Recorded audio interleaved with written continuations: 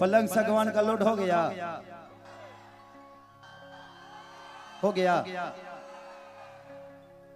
Load हुआ है, बजा दे बाबू।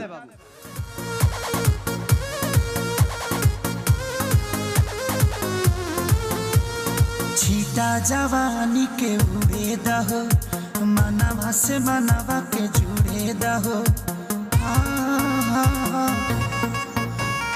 छीटा जवानी के उड़े दहो, मनवा से मनवा के जुड़े दहो।